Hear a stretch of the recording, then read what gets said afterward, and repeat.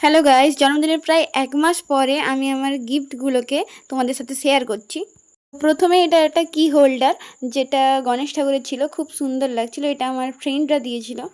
এখানে যতগুলো গিফট দেখাচ্ছি সবগুলোই আমার ফ্রেন্ডরা দিয়েছিল। অনেক গিফট উঠেছিল, তার মধ্যে এই কটা গিফট আমার খুব ভালো লেগেছে, খুব পছন্দের। তো এটা একটা ছোট্ট মিনি ফটো ফ্রেম, যেটা আমারই ফটো লাগানো আছে।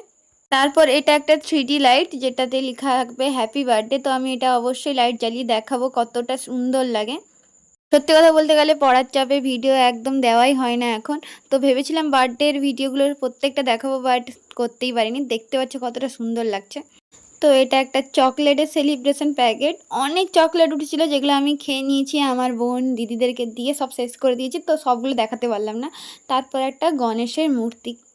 তারপর আমার বেস্ট ফ্রেন্ড একটা ফটো ফ্রেম দিয়েছিল, যাতে লেখা ছিল 20 জুন আমার বার্থডে। আর এই টেডিটা দিয়েছিল আমার দাদা আজকের জন্য। বাই।